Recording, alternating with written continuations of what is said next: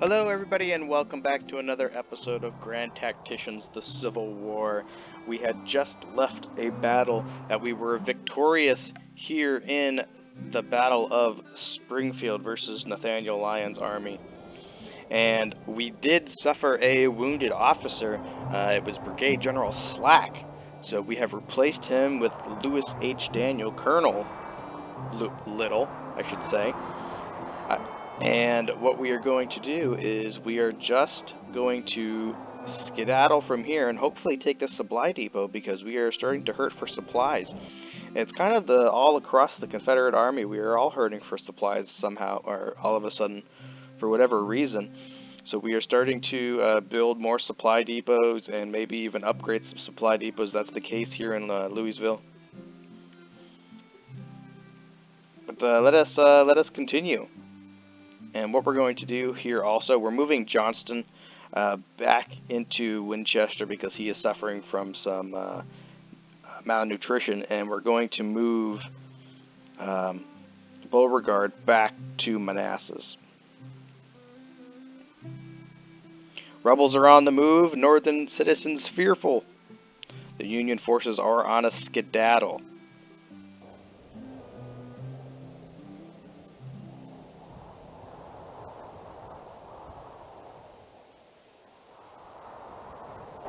The French are repulsed in the Battle of Cinco de Mayo.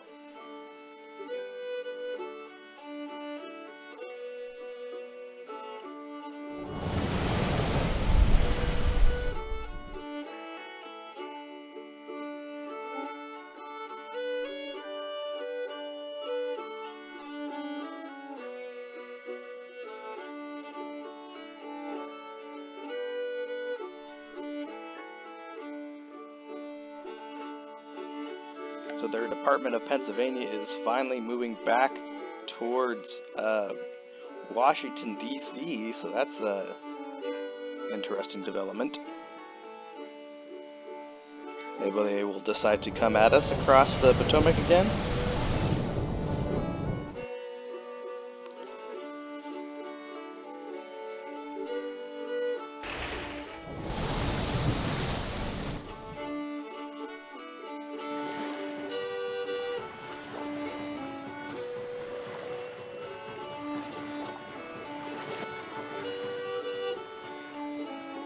We are sieging something. Battle of Fort Brooks, 47% chance. Where's that at? Ah, right here. Interesting. So there's actually a fort over here, which I did not expect. Yeah, we're already down 171 men. Not looking good, so what we're going to do is we're going to retreat from that. Was not, I did not think that there was going to be a fort there. So we'll come back down and we will build a supply depot there.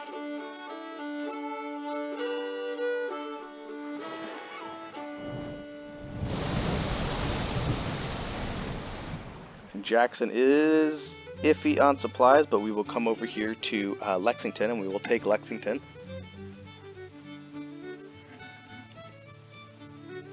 And there we go. We got supplies over here for Magruder and his men.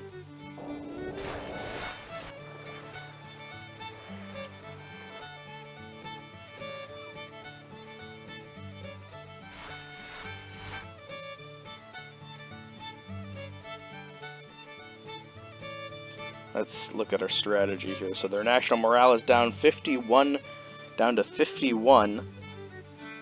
And ours as well, at 97. So they got to really start handing us the other opposite end of the puck here. And there's the army of the Tennessee. It is on the move towards the west. So we have to build a supply depot out here in Springfield. And Brigadier General Slack is back. And look at that, we have the Army of Occupation coming down on Joseph Johnson's corps of the Army of Northern Virginia. So he has a total of 38,000 men, to our total of 12,000 men, so that is not a good number. But we are on the defensive, so let's see if we can deploy in a defensive position. If they end up winning this battle, then I'm not going to say that it's going to start changing the tides of the war, but it's definitely going to make our progress in the east a little bit more difficult.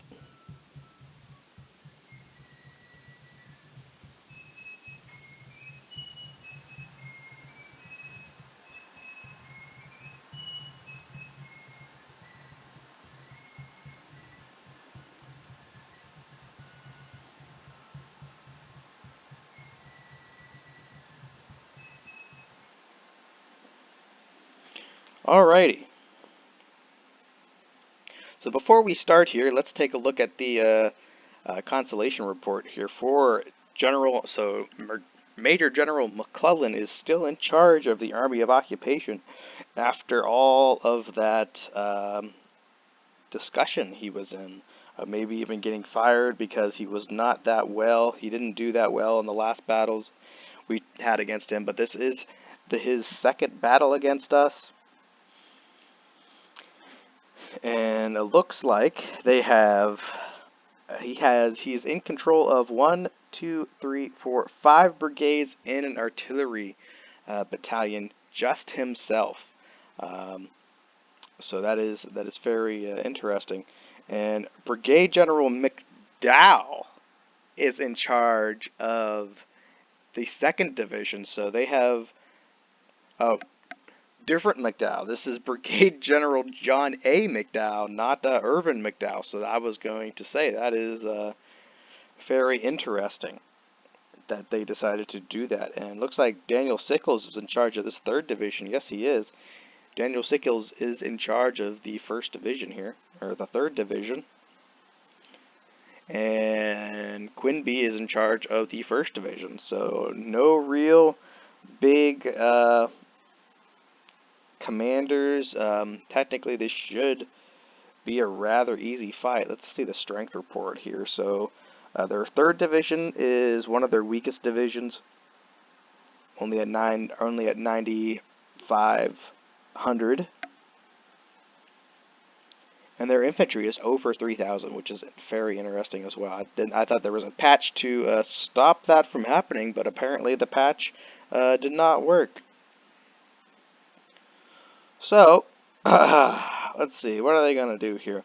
So we have 2 options. We can either defend Kernstown, or we can defend Front Royal Pike.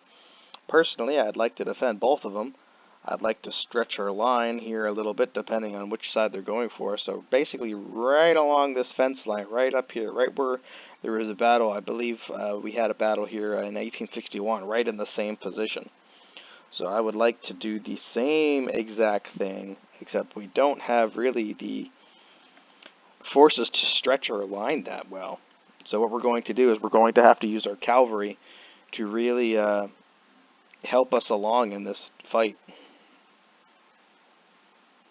But like I said, we're going to set up a defensive position. Kernstown is 10 points, and the Pike is only 5 points. Is that the only victory points that are around? Yes, there are. That's the only victory points. So I wish there were more victory points. What's happening? Okay, there we go. So what we're going to do is we're going to start the fortifications up here by the road, and we're going to extend them down to right about here. And then the other fortifications, we don't have a lot more points, and we're going to stretch these fortifications out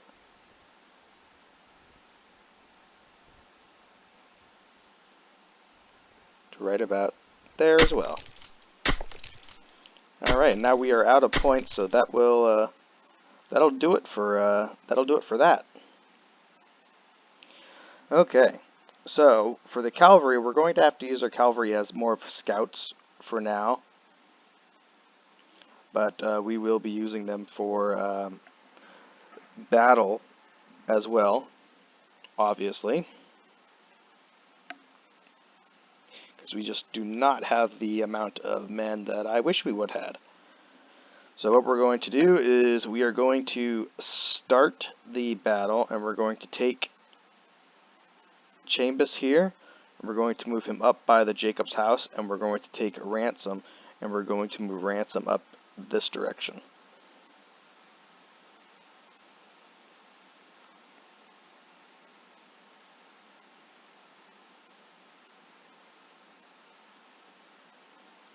We'll move Solcombe over this direction, and we'll keep Pelham right here. We'll move the howitzers up here on the edge of the fortification.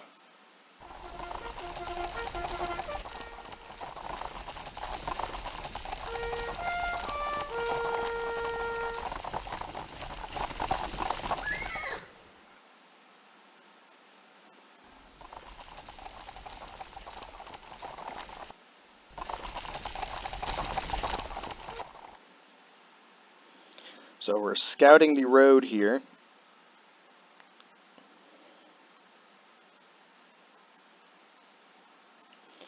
And the reason we're scouting on each side of the road here is because they could either come down this direction or they can come down this direction, because they're coming from up here. So they're going to use this main road to come down this direction. And they're either going to come for the pike first or they're going to come for Kernstown first. Personally, I go to Kernstown first just because it's the more victory points. And this way our cavalry should give us time to bring in B's division and plug in right next to Green here. And Green is seeing his first action because in the last episode we promoted Green from the Texas Brigade. So Green is seeing his first action as a division commander here at, well, it says the Battle of Harper's Ferry, but we'll just decide what the battle's going to be called ourselves here once we continue on. Alright, so here comes the Union force. Which road are they going to decide to go down?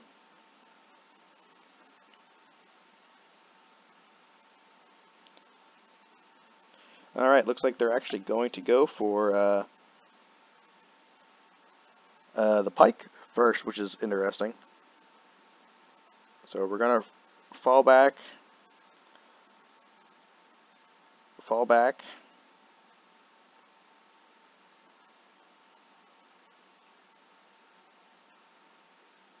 Stuart, please click. There we go.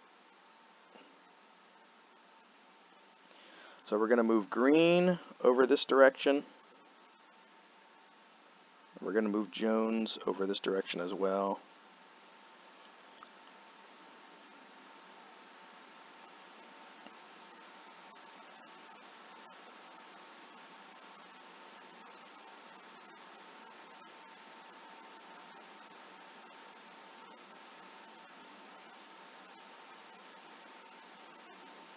So they're going for the pike first.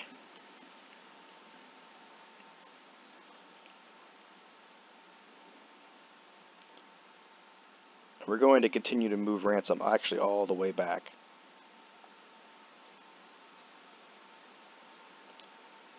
Well, we will leave Chambers right here.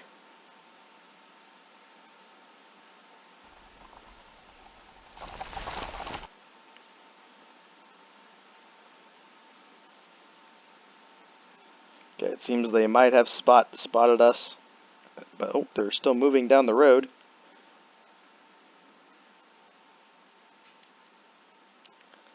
Let's go, double time.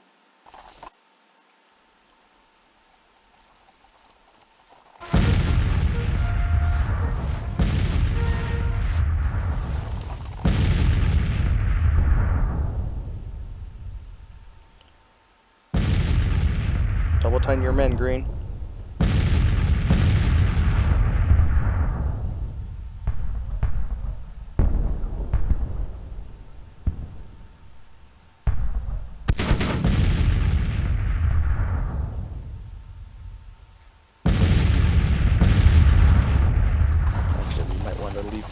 Pelham right there.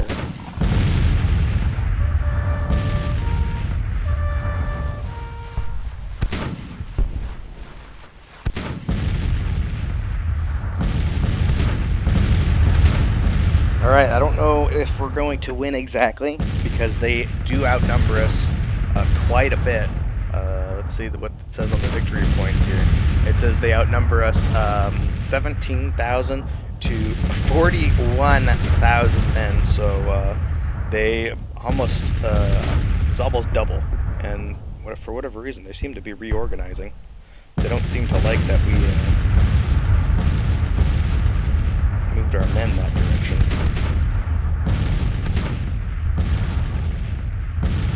What is happening here?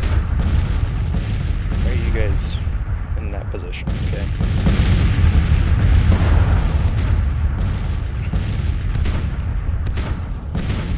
We'll take our cavalry. We'll unmount them. And we'll put them on the left side for now. We're seeing a lot of movement over in this direction.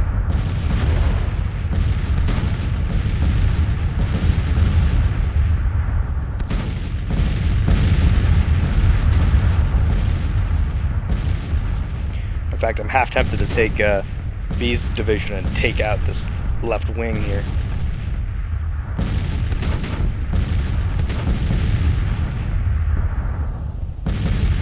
Gotta move green over. Hurry up. I think that's what we're actually gonna do. I think we're gonna take green, or B. I don't want to go up against that artillery though. That artillery unit would pound the crap out of us. In fact, they're advancing on us.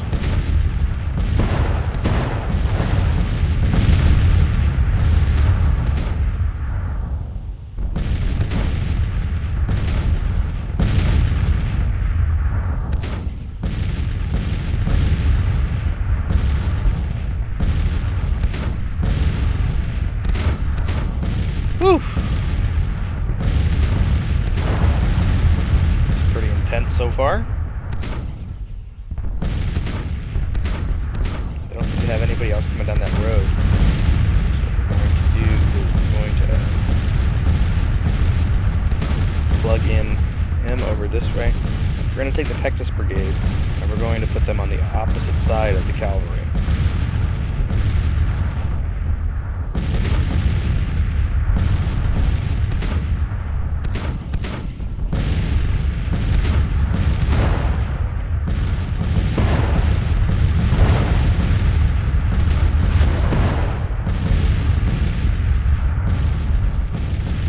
They're sending skirmishers out.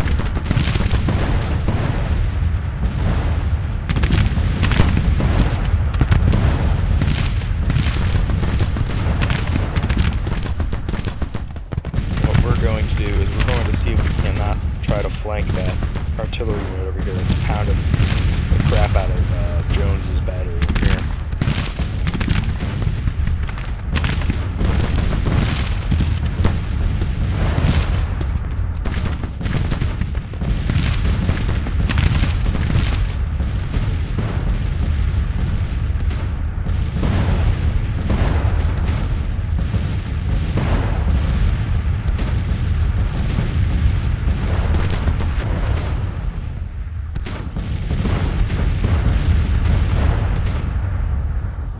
Okay, there we go.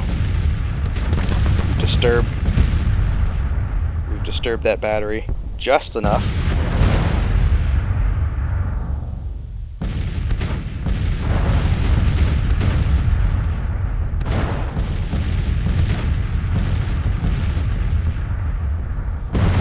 Oh, they're still bringing forces in from some direction. And they're basically operating these batteries being everywhere. So what we're going to do is we're going to mount these guys up, hopefully take them right at, charge that cannon right there, make them fall back, good. And that's going to make them start advancing on us. Oh boy, slow it down.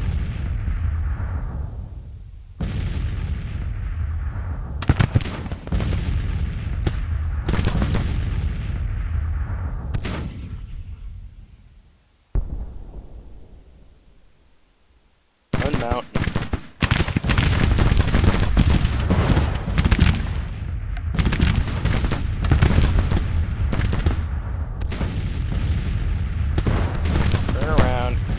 back to the place you were.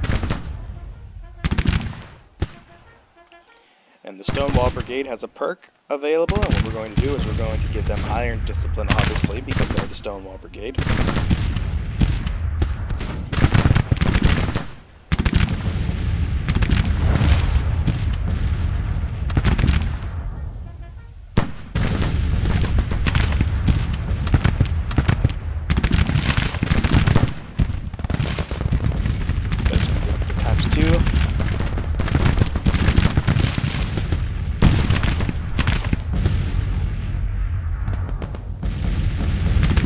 Falling back. They're retreating. And it's only been a small number of casualties. Granted, their morale has dropped quite a bit. They have a lot of routes for some reason. I don't quite know why, but they do. Well, we only took out 2 artillery units. Alright, we'll go times 10 as they retreat out of the battlefield. In a battle that the Union could have won, George McClellan has decided to take the initiative and start falling back before he loses his forces, which is very interesting because he could have won. He had the numbers to win. I mean, there's only a small amount of casualties. There's only the highest total casualties is 500, and it's on them. That's basically just their artillery. Losses are at 1.3% for each side.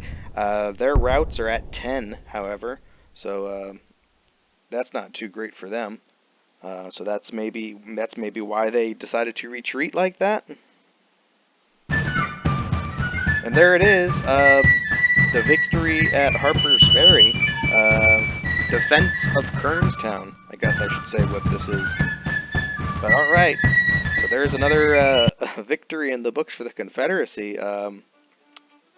Not sure what George McClellan was doing there, because he definitely had the amount of men, unless he was polling a Peninsula Campaign issue, where he kept claiming that the Confederates had not enough men, or more men than he did. And that was just not the case. So, you know, he outnumbered us 2-1, and he withdrew from the battlefield. But so is so. Yeah, we lost 228 men, mostly cavalry, and the Jones's battery, and to their 550 men, mostly their artillery, as we charged their artillery units and wanted them out of the field of battle. Lieutenant Colonel Birney loses face, so that's on their side.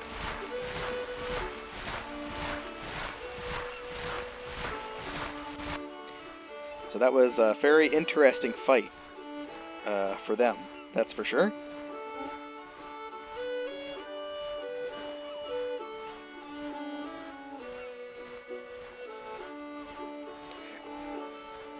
And we'll continue. Might as well. That was a very quick battle.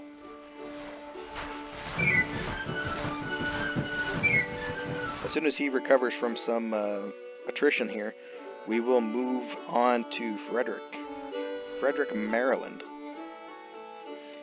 And I think now is vote, vote, vote. Democratic support rising. Lincoln needs a victory.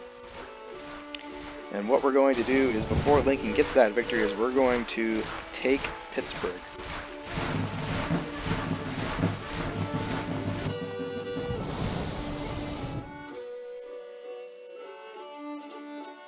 Lincoln emancipates the slaves. So there we go, the emancipation just happened. Government support in free states soar. So does that give him more support? National support, not great. National morale of armies, not great. National support is good. And what we're going to do with Jackson is we're going to come up here to Covington. We're going to take Covington, Kentucky, and probably going to take Cincinnati as well, just because it's there and nobody is stopping us. there's the Army of Occupation building a supply depot here at Frederick.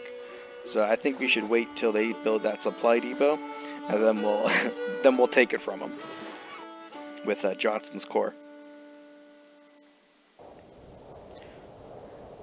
Excuse me?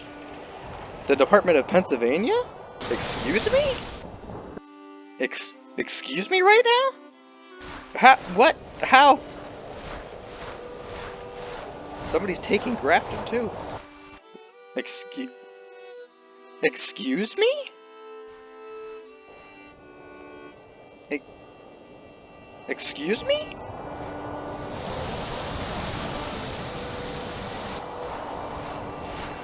So there's Pittsburgh. We have captured Pittsburgh. The Union invades the South. Apparently, they invaded the South. As you can see right here, very interesting. We have Colonel Bowen has recovered from a wound. Apparently, I didn't even know he was wounded.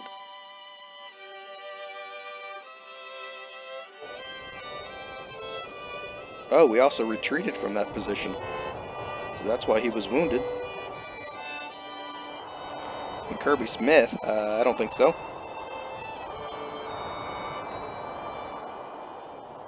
Colonel Bowen will take command right back at you.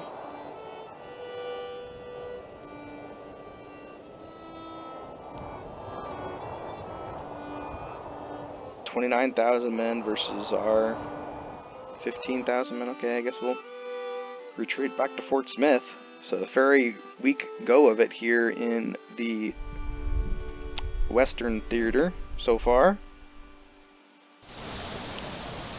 Jackson is not taking Covington.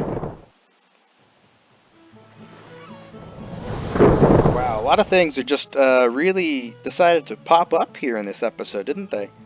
So what we're going to do here, folks, is we're going to start building the supply depot here in Pittsburgh. Might as well. That way we can keep Pittsburgh. We're probably going to take Beauregard, and we're going to come down here and hit the Department of Pennsylvania. But we will need to build a third corps here in the east because we don't want them to come from Washington. So I don't know exactly how they came down and got down into Grafton and stuff like that, but they managed to do it. So the Union Army holding on, or at least holding on a little bit to what, you know, they're trying to win still. I'm kind of shocked. I thought they honestly had just rollen over and given up, but they have not quite have done that yet. So that'll be this episode, guys. This is a short one, but I got some recruiting to do before the next episode. So thanks for watching, guys. Have a good time. Stay safe out there. Like and subscribe if you liked the video. Bye.